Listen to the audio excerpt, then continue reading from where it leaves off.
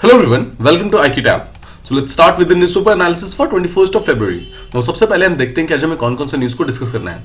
देखिए first of all will talk about the frontiers report जो कि यूएनईपी यानी कि यूएन एनवायरमेंट प्रोग्राम जो है उसको हर साल निकालती है। तो ये जो फ्रंटियर्स रिपोर्ट है ये हर साल एनवायरमेंटल के जो प्रेसिंग इश्यूज वगैरह होते हैं पिछले एक साल के उसके बारे में बात करता है। तो हम समझेंगे कि इस साल के मेन एनवायरमेंटल इश्यूज कौन कौन से हैं। Second will talk about reward के प्रोजेक्ट। नाउ देखिए रिवॉर्ड प्रोजेक्ट जो है वर्ल्ड बैंक ने स्टार्ट किया है इंडिया के कुछ स्टेट्स के अंदर। सो कौन कौन से स्टेट्स के अंदर स्टार्ट किया गया है एंड एक्जैक्टली रिवॉर्ड प्रोजेक्ट क्या है, किस चीज को डायरेक्टली सिग्निफाई करता है, हम इसके बारे में बात करेंगे। Third will talk about project Aarohan जो कि असम के अंदर रिसेंटली स्टार्ट किया गया है। Again we have to understand कि what is the main aim of this particular project. Then will be talking about Taj Mahotsav जो कि रिसेंटली आगरा में जो ताजमहल का आसपास का एरिया है वहां पर इसको स्टार्ट किया गया है। Now in this particular thing we need to understand कि एग्जैक्टली इस पर्टिकुलर महोत्सव का मतलब क्या है, क्या इसका एग्जैक्टली एम क्या है, ठीक है। And finally will talk about interoperable criminal justice system जिसका फेज 2 रिसेंटली अप्रूव मतलब किया गया है बाय सेंट्रल गवर्नमेंट। तो एग्जैक्टली ये पर्टिकुलर चीज क्या है और कैसे कैसे काम करता है हम इसके बारे में समझेंगे। Let's move on to the first topic that we have to talk about. It is about the frontiers report जो कि रिसेंटली यूएनईपी ने निकाला है। देखिए this is the main book. Now ये जो मेन बुक है इसमें अगर आप द लास्ट में अगर हम देखेंगे we have a sign of UNEP 50। Now what does it means, simple आपको ध्यान रखना है कि 1972 के अंदर यूएन एनवायरमेंट प्रोग्राम को बनाया गया था and this is 2022। What does it means कि हमारे 50 साल कंप्लीट हो गए हैं यूएनईपी को बने हुए। So you can expect at least one question in your prelims examination कि यूएन एनवायरमेंट प्रोग्राम के आसपास से या फिर एटलीस्ट यूएन की बॉडी से आपसे एक क्वेश्चन पूछा जा सकता है। So you should be mentally ready for that, ठीक है। सो यूएनईपी को आपको ध्यान रखना है कि 1972 के अंदर फॉर्म हुआ था तो 50 साल एग्जैक्टली से कंप्लीट हुआ है इसलिए क्वेश्चन पूछ सकते हैं। ऑलराइट, तो हमारा कॉन्टेक्स्ट क्या है कि फ्रंटियर्स रिपोर्ट रिसेंटली रिलीज किया गया है। तो first thing that you know is कि इसको निकाला किसने है, यूएन एनवायरमेंट प्रोग्राम में। नाउ पीछे जैसा हमने देखा इसका मेन नेम क्या है, देखिए नेम देखिए, the name is noise blazes and mismatches, ठीक है। तो आपको ध्यान रखना है जो इस पर का है नॉइज ब्लेजेस एंड मिसमैचेस जो कि मेन जो एनवायरमेंटल कंसर्न्स है इसके बारे में बात करता है। The three words that has been used is noise blazes and mismatches, ठीक है। कभी कभी डायरेक्टली क्वेश्चन पूछा जाता है कि एग्जैक्टली थीम क्या था इस पर्टिकुलर साल के फ्रंटियर्स रिपोर्ट का। So this can be directly called as the theme of the report, ठीक है। अब देखिए इस रिपोर्ट को अभी तक एक दूसरी बॉडी निकाला करती थी that was called as UN environment assembly यानी कि यूएनईए, बट इसको अब चेंज करके यूएनईपी निकाल रहे हैं यानी कि यूएन एनवायरमेंट प्रोग्राम जो है वो निकाल रही है जहां पर हम जो एनवायरमेंटल के थ्रू पब्लिक हेल्थ के ऊपर कौन कौन से प्रॉब्लम्स इंक्रीज होती है, कौन कौन से प्रॉब्लम्स का राइज या प्रेशर इंक्रीज होता है, इस सब के बारे में हम बात करते हैं।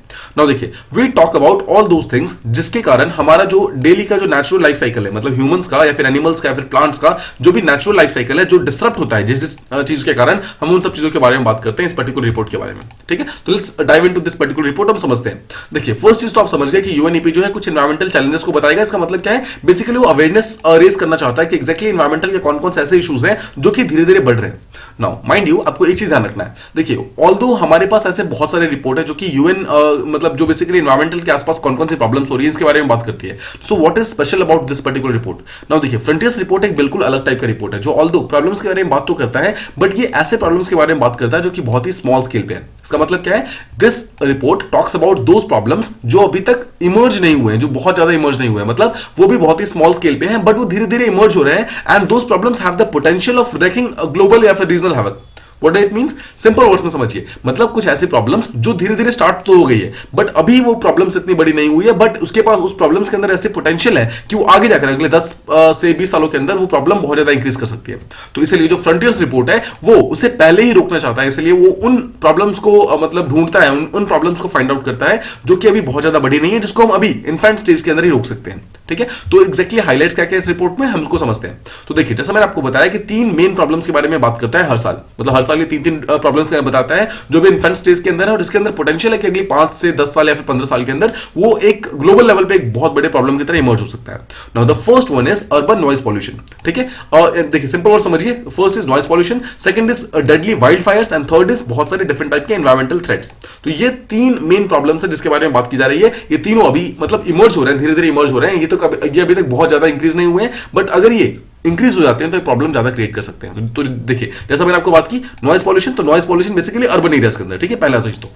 सेकंड इज जो वाइल्ड फायर वगैरह होता है, आपको याद होगा ऑस्ट्रेलिया के आसपास में जितने भी गर्मी वाला एरिया है वहां पर वाइल्ड फायर्स बहुत ज्यादा होते हैं। And third is environmental threats, इसको आप सिंपल वर्ड्स में फेनोलॉजिकल शिफ्ट समझ सकते हैं। व्हाट इज फेनोलॉजी इसको हम बस थोड़ी देर में देखेंगे, बस आप इसको ये 3 वर्ड बिल्कुल अच्छे से ध्यान कर जाइए, ठीक है। First is noise pollution, second is wild Fyers and third is phenological shift, ठीक है। ये 3 मेन प्रॉब्लम्स है जिसके बारे में इस साल बात की गई है। नाउ ये जो तीनों प्रॉब्लम्स है अगर आप इसको ध्यान से सोचेंगे तो these are the triple global problems. First is pollution, second is climate change and third is biodiversity loss. Again इसको मैच करते हैं। देखिए नॉइज पॉल्यूशन डायरेक्टली पॉल्यूशन को सिग्निफाई करता है, वाइल्ड फायर जो है वो क्लाइमेट चेंज को सिग्निफाई करता है, और जो फेरोलॉजिकल शिफ्ट्स हैं जो कि यानी कि एनवायरमेंटल थ्रेट्स हैं वो डायरेक्टली बायोडाइवर्सिटी लॉस के बारे में बात करते हैं। तीनों के बारे में हम बारी बारी से बात करेंगे, बट आपको ध्यान रखना, देखिए जो फर्स्ट वाला है यानी कि जो अर्बन नॉइज पॉल्यूशन है, इसको जो फ्रंटियर्स रिपोर्ट है यानी कि यूएन एनवायरमेंट प्रोग्राम जो है वो इसको एक रकस एक टाइप के किलर की तरह कहती है। बिकॉज देखिए नॉइज पोल्यूशन अभी के टाइम में ऑल्दो बहुत ज्यादा डेथ कॉज नहीं कर रहा है, बट जो बहुत सारे जो हाई लेवल के साउंड्स होती है फ्रॉम रेलवेज, रोड की ट्रैफिक, एयरवेज, बहुत सारे डिफरेंट टाइप की एक्टिविटीज वो डायरेक्टली एंड इनडायरेक्टली हमारे हेल्थ को बहुत ज्यादा इंपैक्ट करती है। देखिए कभी कभी ऐसा होता है कि हमें पता भी नहीं चलता है, बट आसपास के जितना भी नॉइज वगैरह होता है ना उसके कारण हमारी जो हेल्थ है वो लगातार खराब होने स्टार्ट हो जाती है। नाउ जो भी देखिए अगर आपके घर के आसपास कोई ट्रैफिक वगैरह है तो इनडायरेक्टली मतलब अनकॉन्शियसली आपको शायद मालूम नहीं चल रहा है, बट आपकी जो स्लीप डिसरप्शन हो रहा है आपका लगातार, मतलब स्लीप डिसरप्शन का मतलब क्या है कि because of this traffic you are not able to sleep properly. Second चीज, आपको लगातार प्रॉब्लम हो रही है, आपका जो अनॉयंस लेवल है वो इंक्रीज हो रहा है धीरे धीरे, और ये सब कुछ सबकॉन्शियस माइंड पे हो रहा है, you are not actually feeling it, आपको समझ नहीं आ रहा है सब चीजें, बट ये सब चीजें हो रही हैं। No these things have been found in the studies. और इन सब के कारण क्या होता है, लगातार ऐसे प्लेसेस में रहने के कारण, मतलब स्पेशली ऐसे प्लेसेस जहां पर आसपास में ट्रैफिक है, वहां पर देखा गया है कि लोगों की जो हार्ट डिजीज है या फिर जो मेटाबॉलिक इश्यूज वगैरह है वो यहां पर काफी ज्यादा इमर्ज हो रही है।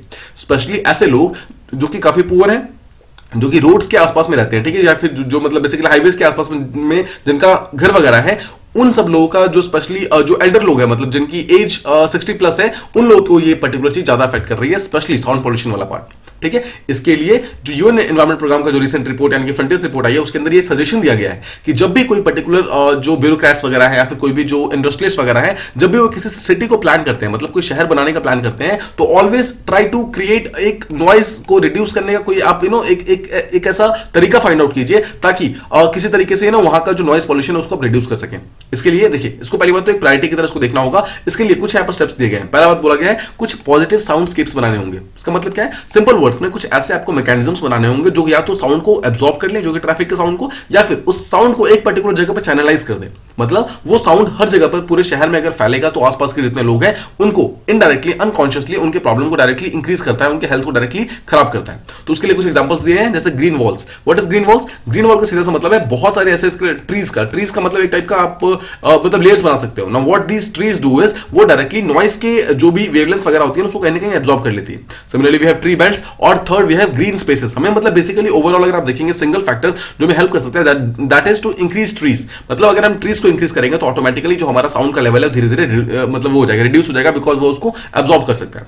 तो ये हमने समझा फर्स्ट प्रॉब्लम के बारे में। Now let's talk about the second problem, that is about phenology. Now देखिए सबसे पहले हम समझते हैं कि फेनोलॉजी होता क्या है।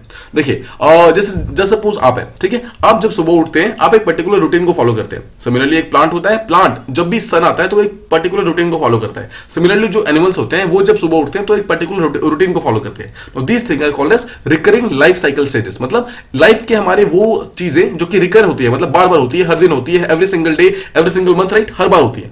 नाउ अगर वो चीजें चेंज होने लगे because of some environmental factors, that is called as phenology. ठीक है, उसी चीज को जब स्टडी करते हैं that is called as phenology.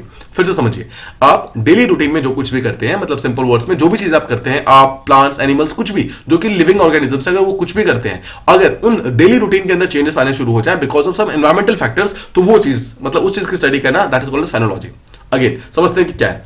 आपको याद होगा हमने कुछ दिनों पहले अर्ली ब्लॉसमिंग ऑफ फ्लावर्स के बारे में बात की थी। आपको याद है फ्लावर्स जो थे वो नॉर्मली फरवरी के आसपास में ब्लॉसम होते थे, बट वो बिकॉज ऑफ क्लाइमेट चेंज और वार्मिंग के कारण क्या हुआ, जनवरी के एंड में वो ब्लॉसम करना स्टार्ट हो जाते हैं। उसके कारण क्या होता है, फ्लावर्स के कारण, फ्लावर्स के अर्ली ब्लॉसमिंग के कारण क्या होता है, बहुत सारे ऐसे बर्ड्स, जैसे बहुत सारे माइग्रेटरी बर्ड्स, बहुत सारे बीज वगैरह, बहुत सारे ऐसे मॉथ वगैरह, मॉस्क वगैरह, ऐसे लोग जो कि उस पर्टिकुलर फ्लावर के ऊपर डिपेंडेंट होते हैं और उनको ये मालूम होता है कि फरवरी का मंथ जो होगा, जब मतलब ऐसा वाला मंथ आएगा, उस टाइम हम जाकर उस पर्टिकुलर फ्लावर के पास जाकर नेक्टर लेंगे, बट जब तक वो जाते हैं तब तक एक्चुअली वो फ्लावर पूरी तरीके से सूख चुका होता है।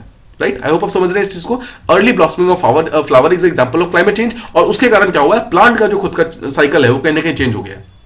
अगेन इसी चीज को कहते हैं यहाँ पर फेनोलॉजी, मतलब इस चीज की स्टडी को कहते हैं फेनोलॉजी। और फ्रंटियर्स रिपोर्ट के अनुसार ये जो प्रॉब्लम है ये आगे जाकर बहुत ज्यादा इंक्रीज करने वाली है। ठीक है, फेनोलॉजी का जो प्रॉब्लम है वो आगे जाकर बहुत ज्यादा इंक्रीज होने वाला है। नाउ जैसा आप समझ रहे हैं this is directly related to climate change. मतलब क्लाइमेट चेंज के कारण ये सब चीजें चेंज हो रही है, क्लाइमेट के कारण यहाँ पर एनवायरमेंटल फैक्टर्स चेंज हो रहे हैं, उसके कारण हमारा जो डेली का जो रूटीन है या फिर जो भी चीजें हम डेली करते हैं वो सब चीजें यहाँ पर कहीं ना कहीं चेंज हो रही है। ठीक है, आई होप आप समझ रहे हैं। और देखिए जब भी आपके आसपास का एनवायरमेंट चेंज होगा ना, you are a species, right, आप एक ह्यूमन की स्पीसीज है, हम एक ह्यूमन की स्पीसीज है, एनिमल एनिमल्स भी एक स्पीसीज है, प्लांट्स भी एक स्पीसीज है, they are bound to change, उनको रिएक्ट करना ही होता है। जब भी आपके आसपास की चीजें कुछ चेंज होंगी तो ऑटोमेटिकली हमारी बॉडी उसके हिसाब से रिएक्ट करने की कोशिश करती है, एडजस्ट करने की कोशिश करती है, and that thing is called as phenology, and that is not good for हमारे ह्यूमन हेल्थ के लिए या फिर प्लांट्स के हेल्थ के लिए। ठीक है, जैसे मैंने आपको एग्जांपल दिया, क्लाइमेट चेंज के कारण क्या होता है, जो प्लांट्स वगैरह होते हैं, एनिमल्स वगैरह होते हैं, उनका जो नॉर्मल सिंक होता है, सिंक मतलब जो उनका डेली रूटीन होता है, वो कहीं ना कहीं चेंज हो जाता है। उसके कारण बहुत सारे ऐसे क्रॉप्स वगैरह होते हैं जो प्रॉपर्ली फूड को प्रोड्यूस नहीं कर पाते हैं। क्यों?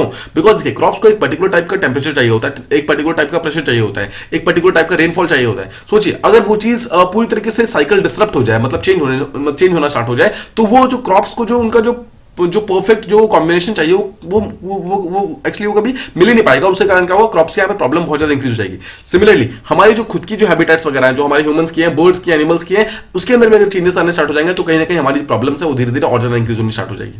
This is called as phenology.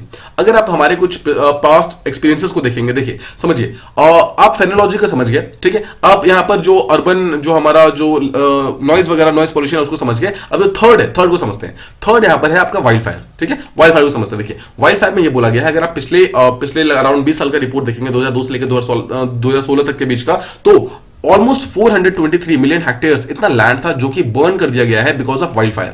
Now कुछ इसमें से नेचुरल है, कुछ इसमें से आर्टिफिशियल है। दोनों ही केसेस में around 423 million hectares of land we have lost because of wildfires. ठीक है, एंड रिपोर्ट का कहना यह है कि जो वाइल्ड फायर है धीरे धीरे और ज्यादा इंटेंस हो जाएगी, मतलब और ज्यादा इंक्रीज हो जाएगी, और ज्यादा कॉमन हो जाएगी, और ज्यादा लॉन्ग लास्टिंग हो जाएगी। मतलब अगर एक बार आग लगेगी तो बहुत लंबे टाइम तक रहेगी। Why? The reason is climate change, again warming of the environment। अगर environment हमेशा warm होना स्टार्ट हो जाएगा तो obviously आसपास के जो पेड़ हैं, जो कि सूखे ट्रीज होते हैं, वो आपस में टकराते हैं। जब टकराते हैं तो आसपास में फ्रिक्शन पैदा होती है, उसके कारण वहां पर आग चिंगारी निकलती है, और जो चिंगारियां होती है उसके लगने के कारण आसपास के पेड़ में आग लग जाती है। नाउ द प्रॉब्लम इज कि आसपास कोई रेनफॉल ना होने के कारण, किसी भी टाइप का ग्रीन बेल्ट ना होने के कारण वो जो आग है वो लगातार फैलती जाती है, और यही चीज बोला जा रहा है कि ये चीज और ज्यादा इंक्रीज होने वाली है आगे टाइम में। अब देखिए, जब भी वाइल्ड फायर होता है तो उसका मतलब क्या होता है? वाइल्ड फायर का मतलब, सिंपल सा मतलब क्या है? ट्री का बर्न होना। नाउ ट्रीज क्या है? ट्री आपको याद कीजिए, ट्री टाइप के सिंक है, कार्बन सिंक है। इसका बेसिकली मतलब क्या होता है? कार्बन सिंक का मतलब यह है कि ये लोग बहुत सारे कार्बन को अपने बॉडी के अंदर स्टोर करके रखते हैं। मतलब ट्रीज अपने रूट्स के अंदर, अपने ट्रंक के अंदर, अपने ब्रांचेस के अंदर, अपने लीव्स के अंदर बहुत सारे कार्बन स्टोर करके रखते हैं। सोचिए, अगर ये ट्रीज यहाँ पर बर्न हो रहे हैं तो आपको ये चीज समझ आ रहा हो कि इनडायरेक्टली जितना भी कार्बन इन्होंने स्टोर किया हुआ था वो सबका सब बाहर निकल जाएगा, और that thing is called as black carbon. वो सारे का सारे कार्बन बाहर निकल जाएगा, और भी बहुत सारे जो पॉल्यूटेंट्स वगैरह है बाहर निकल जाएंगे, एंड बिकॉज ऑफ दैट आसपास का कोई वाटर सोर्स होगा तो पूरी तरीके से पॉल्यूट हो जाएगा। आसपास कोई एरिया होगा तो लैंडस्लाइड हो जाएगा। लैंडस्लाइड क्यों? देखिए, जो ट्रीज होते हैं ना, जो ट्रीज होते हैं वो टाइप के एंकर का काम करते हैं। वो आसपास की जमीन को पूरी तरीके से पकड़ के रखते हैं, स्ट्रॉन्ग करके रखते हैं। तो जैसे ही ट्रीज हटेंगे ऑटोमेटिकली आसपास की सॉइल जो है लूज हो जाएगी, और उसके कारण आसपास का एरिया जो है नीचे की तरफ धंसना स्टार्ट हो जाएगा। That is called landslide. Third चीज, अगर ग्लोबल वार्मिंग बढ़ेगी तो ग्लेशियर्स मेल्टिंग होगी, और जो रेन फॉरेस्ट है पूरा का पूरा, वो कहीं ना कहीं जो कार्बन सिंक है वो पूरा का पूरा चेंज हो जाएगा, और जितना भी कार्बन है वो सारे के सारे एनवायरमेंट के अंदर आ जाएगा, and that will not be good for the humanity. I hope आपको ये सब चीजें समझ आ रही होंगी। तो देखिए, ये तीनों प्रॉब्लम्स थी, तीनों की प्रॉब्लम्स के बारे में हमने काफी डिटेल के अंदर बात की है। इसी चीज के बारे में फ्रंटियर रिपोर्ट ये बोलता है कि हमें और ज्यादा एफर्ट्स लगाने की जरूरत है। जितने भी एनवायरमेंटल हजार्ड्स वगैरह है उसको हमें प्रॉपर्ली कॉम्बैट करने की जरूरत है। ये हो गया हमारा फर्स्ट आर्टिकल। आई होप आपको ये चीज प्रॉपर्ली समझ आ गया। Now let's move on to the next one. यहां बात करनी है रिवार्ड प्रोजेक्ट के बारे में, जो कि वर्ल्ड बैंक ने स्टार्ट किया।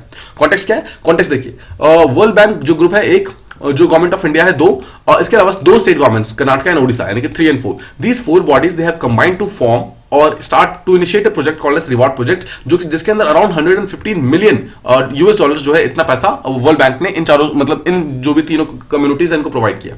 देखिए, सबसे पहले हम समझते हैं कि एक्जैक्टली रिवार्ड प्रोजेक्ट है क्या। देखिए, रिवार्ड का अगर आप फुल फॉर्म देखेंगे, that is called as rejuvenating watersheds for agriculture resilience through innovative development programme. Now just forget this particular part, आप ऊपर वाला पार्ट देखिए, rejuvenating watersheds, just this part. What is the meaning of watershed? First of all let me try and explain this. देखिए, watershed का मतलब होता है एक पर्टिकुलर एरिया के अंदर जितने भी रिवर सोर्सेस हैं, they all river sources combined and they are called as watershed. मतलब जितना भी रिवर सोर्सेस आप सबको कंबाइन कर दीजिए। देखो, ये एक रिवर है, ये एक रिवर है, ये छोटा सा वाटर बॉडी है, सबको कंबाइन करके this entire thing will be called as watershed. Watershed का सीधा सा मतलब है वो पूरा का पूरा एरिया जहां पर एक आप कॉमन सोर्स ऑफ वाटर ले सकते हैं, और उस एरिया के अंदर जितने भी छोटे छोटे रिवर्स हैं, लेक्स हैं, तालाब है, हर एक चीज को यहाँ पर वाटरशेड कहते हैं। ठीक है, सिंपल वर्ड, मतलब सबको एक कंबाइंड फॉर्म में वाटरशेड कहते हैं। उन्हीं सारे के सारे वाटरशेड को यहाँ पर रेजुविनेट करना है। रेजुविनेट करने का मतलब क्या है? जो लगातार उनकी जो कंडीशन डिक्लाइन हो रही है उसको फिर से रिवाइव करना है। क्यों करना है? For agriculture resilience. नाउ देखिए, पहली बात तो एग्रीकल्चर समझिए कि आपको समझना है कि ये पानी को यूज करना है एग्रीकल्चर के लिए। What is the meaning of resilience? Now resilience का सीधा सा मतलब ये है कि जो क्लाइमेट चेंज हो रहा है, जो प्रॉब्लम्स वगैरह बढ़ रही है, क्लाइमेट चेंज को फाइट करने के लिए, उसके इंपैक्ट को इंक्रीज करने के लिए, उसके इंपैक्ट को डिक्रीज करने के लिए एक्चुअली हम क्लाइमेट रेजिलियंट होना चाहते हैं। रेजिलियंट होने का मतलब है कि अगर किसी भी तरह की क्लाइमेट की प्रॉब्लम आती है उसको हम सॉल्व करने के लिए रेडी रहना चाहते हैं, and that is why we have started this particular project.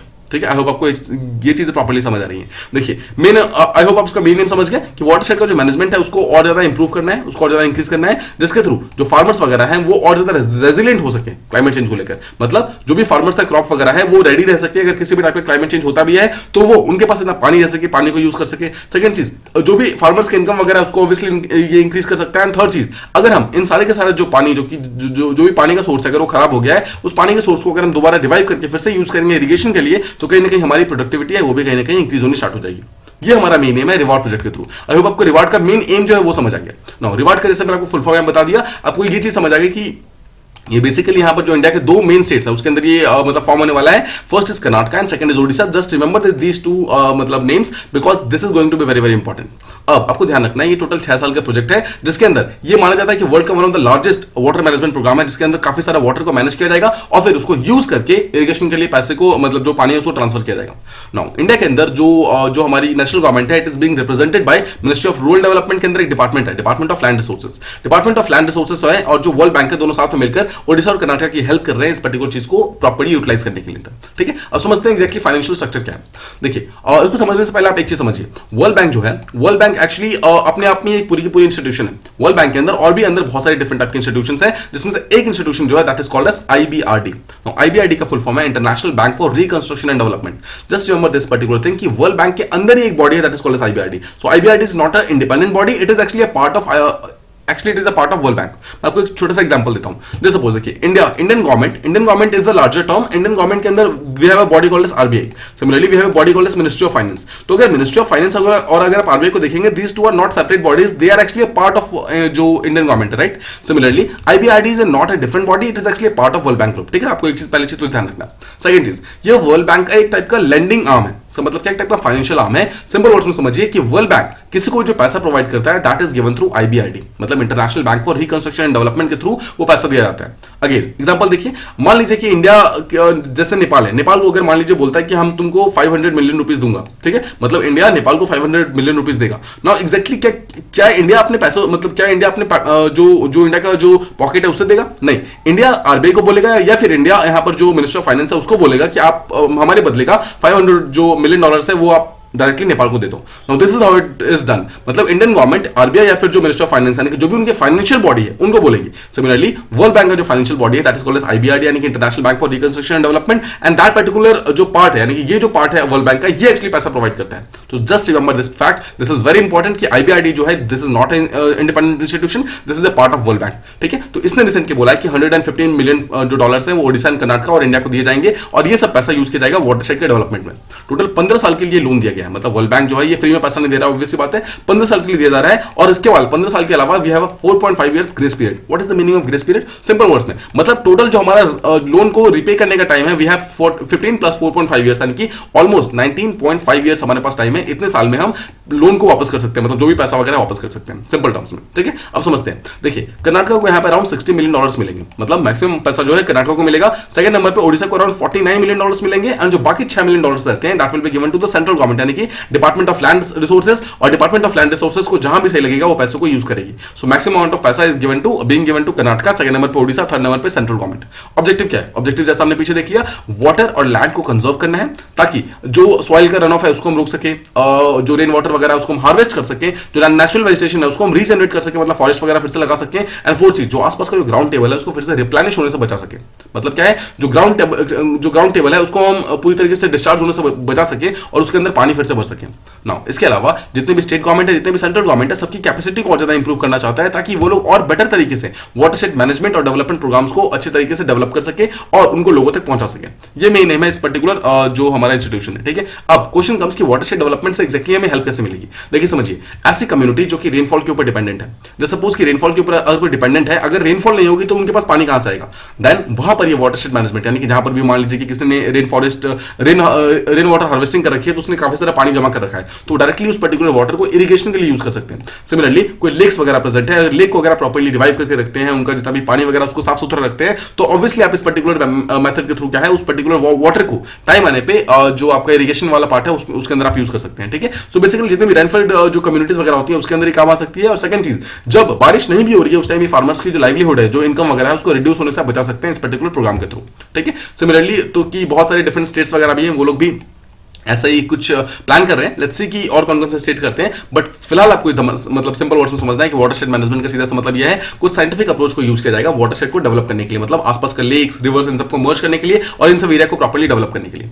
ये हो गया हमारा second topic. Let's move on to the next one. यहां हम बात करने वाले हैं प्रोजेक्ट आरोहण के बारे में। And the first thing that you know is it has been developed by Assam government. Assam ने स्टार्ट किया, समझते हैं कि एग्जैक्टली है क्या। देखिए, आरोहण को सिंपल वर्ड्स में समझिए, आरोहण एक टाइप का स्किल डेवलपमेंट प्रोग्राम है। Now whenever you are asked कि एग्जैक्टली आरोहण क्या है, तो first thing that you must remember is कि ये एक टाइप का स्किल डेवलपमेंट प्रोग्राम है। और सेकंड चीज, it has been launched in Assam, यानी कि ये सेंट्रल गवर्नमेंट का स्कीम नहीं है। ठीक है, जस्ट रिमेंबर दिस। नाउ देखिए, असम गवर्नमेंट है उसने एक 4 साल का एक मेंटरशिप प्रोग्राम स्टार्ट किया। एम क्या है? एम ये है कि स्टूडेंट्स वगैरह को स्किल्स प्रोवाइड करने हैं, कुछ न्यू स्किल्स प्रोवाइड करने हैं। अब देखिए, असम गवर्नमेंट ये अकेले नहीं प्रोवाइड कर रही है, असम गवर्नमेंट ने टाटा स्ट्राइव नाम की एक बॉडी है। तो आप जानते हैं कि टाटा ग्रुप जो है उसके अंदर बहुत सारे डिफरेंट टाइप के मतलब बहुत सारी बॉडीज हैं। उसके अंदर एक बॉडी जो है that is called Tata strive. Tata strive के साथ इसने एक्चुअली एक डील साइन किया असम गवर्नमेंट ने, और उनके साथ ही मिलकर ये कॉर्पोरेशन के साथ ये प्रोजेक्ट को स्टार्ट किया जा रहा है। तो टाटा स्ट्राइव है क्या? Tata strive actually Tata trust नाम की जो मतलब मेन कंपनी है उसका एक स्किल डेवलपमेंट प्रोग्राम है। अगेन अंडरस्टैंड, देखिए टाटा जो है बहुत सारे डिफरेंट फील्ड्स के अंदर काम करता है। ठीक है, जैसे वो हमें रिसेंटली पता है उसने जो टाटा के जो एयरलाइंस थे उसने उसको खरीदा है। बहुत सारे डिफरेंट बिजनेसेस में टाटा स्टील है, टाटा एंड बहुत सारे डिफरेंट कंपनीज है। सिमिलरली एक यहाँ पर जो कंपनी है that is called skill development program की कंपनी है, उसी का जो मेन वो है कंपनी है that is called Tata Strive, उसी के साथ यहाँ पर प्रोजेक्ट आरोहण को असम गवर्नमेंट ने स्टार्ट किया है। ये मेन हो गया। समझते हैं कि पहले टाटा स्ट्राइव क्या है। देखिए, आपको इसमें बहुत डिटेल में समझना है, बिकॉज देखिए टाइप का ये फाइनेंशियल कंपनी है, तो इसके बारे में आपको चीजें नहीं भी पता होंगी तो दैट इज कंप्लीटली फाइन। बस आपको पता होना चाहिए कि ये टाइप का टाटा ग्रुप का एक पार्ट है जो कि 2017 के अंदर यानी कि रिसेंटली इसको बनाया गया था। मेन एम क्या था इसका? किसी भी चीज को यानी कि किसी को भी अगर स्किल्स वगैरह प्रोवाइड करने हैं तो we should do it simply by synergy and by scale. मतलब सिंप्लीफिकेशन, सिनर्जी एंड स्केल, ये इसका मेन मोटो है बेसिकली। ठीक है, मतलब किसी भी चीज को बहुत इजीली ये सॉल्व कर सकता है और बहुत ही अच्छे तरीके से स्किल्स वगैरह प्रोवाइड कर सकता है। देखिए, समझते हैं कि ये जो इनिशिएटिव जो स्टार्ट किया गया यानी कि जो प्रोजेक्ट आरोहण जो स्टार्ट किया गया, इसका एम क्या है कि जो अंडर प्रिविलेज बैकग्राउंड के यानी कि जो पुअर या फिर रूरल बैकग्राउंड से जितने भी लोग हैं उन सबको स्किल प्रोवाइड करना है। कौन से फील्ड में? इन टेक्नोलॉजी, मेथोडोलॉजी या फिर पेडागोगी, इन सब डिफरेंट फील्ड्स के अंदर इनोवेशन को इंप्रूव करने के लिए, इन सब बच्चों को और ज्यादा चांसेस वगैरह प्रोवाइड करने के लिए, अपॉर्चुनिटीज प्रोवाइड करने के लिए स्किल प्रोवाइड करना है। अब देखिए, क्या ये चीज काफी काम कर रही है? देखिए, जब टाटा स्ट्राइव फॉर्म नहीं भी हुआ था ना, उससे पहले 2014 से ही ये चीज काफी अच्छे से काम कर रही है और ऑलमोस्ट 6.5 लाख इंडिविजुअल्स को ऑलरेडी इस चीज का फायदा हो चुका है। मतलब पूरे इंडिया के अंदर ऑलरेडी इतने ऑलमोस्ट 6.5 लाख लोगों को टाटा स्ट्राइव जो ऑलरेडी चीजें सिखा चुकी है।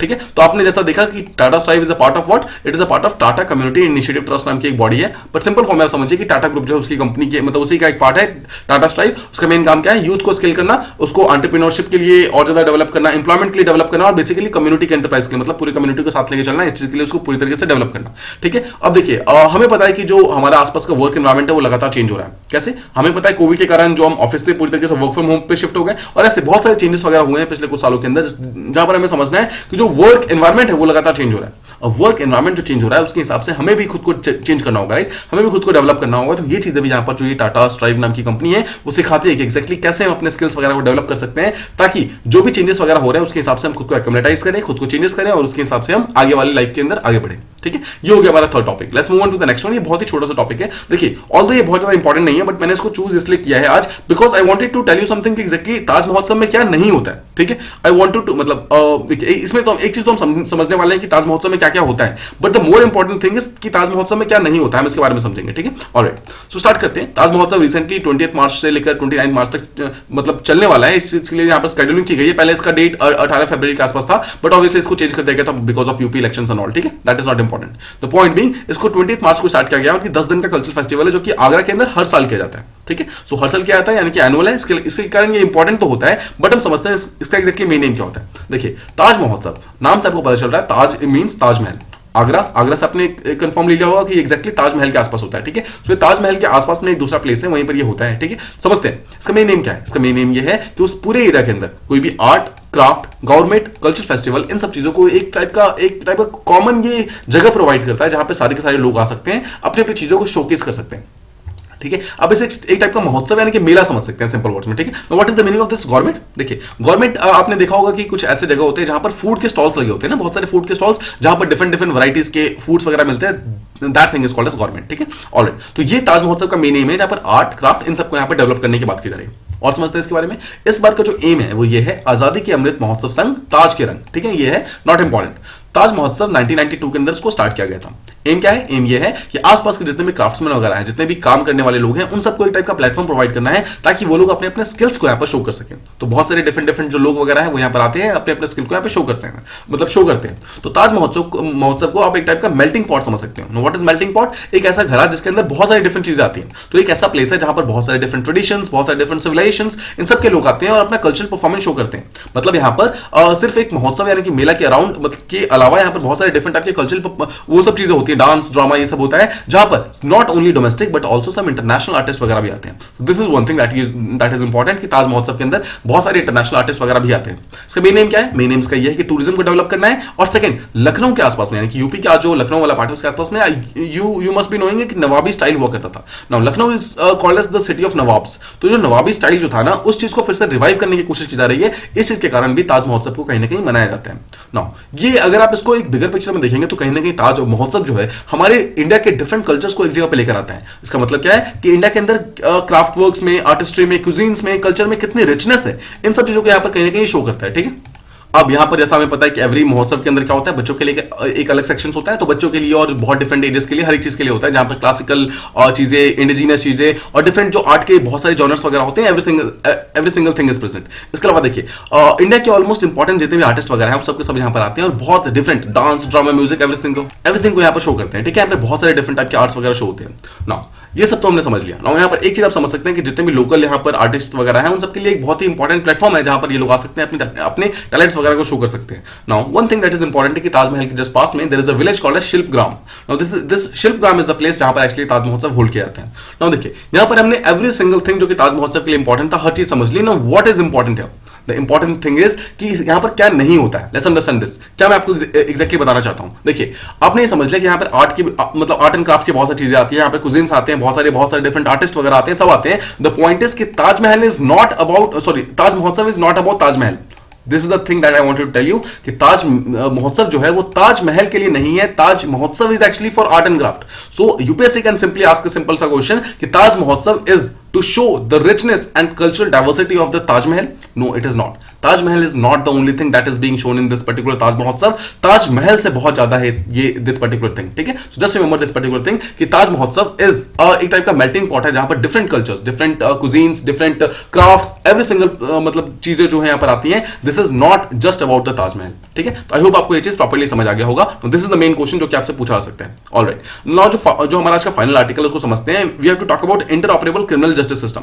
नाम से समझते हैं पहले। नाउ फर्स्ट ऑफ ऑल देखिए क्रिमिनल जस्टिस सिस्टम का मतलब क्या है। बहुत सारे जो लोग क्राइम करते हैं उनका जो डेटाबेस है उन सब की बात की जा रही है, उसको इंटरऑपरेबल करना है। मतलब अगर एक पर्टिकुलर पुलिस स्टेशन के अंदर कोई भी डेटा यहाँ पर बना दिया गया है तो उसको सेकंड पुलिस स्टेशन के अंदर इजीली उसको अवेलेबल कराना है। उसी चीज का फेज 2 यहाँ पर स्टार्ट किया गया है, ठीक है। तो इसके बारे में हम थोड़ा डिटेल के अंदर बात करने वाले हैं। ऑलराइट, तो गवर्नमेंट ने रिसेंटली इसको अप्रूव कर दिया है, फेज 2 इसका स्टार्ट कर दिया गया है। दैट विल स्टार्ट फ्रॉम 2022-23 यानी कि जो अभी का फाइनेंशियल ईयर स्टार्ट होने वाला है तब से लेकर के 2025-26 यानी कि अगले 4 साल के लिए इसको स्टार्ट किया गया है। And more than 3000 crore rupees have been spent on this particular thing and this will be implemented by national crimes record bureau as expected, ठीक है। एनसीआरबी जो है वो इस चीज को प्रॉपर्ली एक्सपेक्ट करने मतलब प्रॉपर्ली इस चीज को इंप्लीमेंट करने की कोशिश करेगा। ऑलराइट, समझते हैं मैसेज को। एम क्या है इसका? ये जो हमारा जो ये क्राइम जस्टिस सिस्टम है उसका मेन एम ये है कि हमें जो पुलिसिंग का जो हमारा स्टैंडर्ड्स है उसको और ज्यादा इंक्रीज करना है, हमें उससे सोफिस्टिकेशन इंक्रीज करनी है, हमें उसका इफेक्टिवनेस इंक्रीज करना है।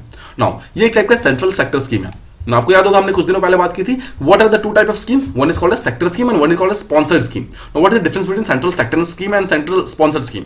देखिए सेंट्रल सेक्टर स्कीम जो है उसके अंदर पूरी तरीके से फंडिंग जो है that is done by central government and implementation is also done by the central government. यानी कि central sector scheme is one जिसके अंदर financing is done by central government and the implementation is also done by the central government, ठीक है। अब जो central sponsored scheme होता है उसके अंदर financing is done by central plus state government. मतलब जो सेंट्रली स्पॉन्सर्ड है मतलब सेंटर ने उसको स्पॉन्सर किया है पूरी तरीके से मतलब अकेले पे नहीं किया है, मतलब सेंटर तो पे करेगा साथ में कुछ स्टेट भी पे करेगा and the implementation is totally done by the state government, ठीक है। This is the main difference between central sector and central sponsored scheme. Now this is the central sector scheme का मतलब क्या है कि this will be entirely funded and entirely implemented by the central government. ठीक है। अब इसके अलावा there is also dedicated cloud based infrastructure. What is the meaning of this? मतलब जितना भी डेटा वगैरह होगा जो क्राइम जस्टिस सिस्टम से रिलेटेड है, उन सब चीजों को क्लाउड पे रखना है, मतलब ऑनलाइन रखना है, और एक हाई स्पीड कनेक्टिविटी प्रोवाइड करनी है इंटरनेट के, ताकि जितने भी आसपास में कोर्ट्स हैं, जितने भी पुलिस स्टेशन वगैरह, जितनी भी अथॉरिटीज वगैरह, उनको इजीली सारे का सारा डेटा मिल सके।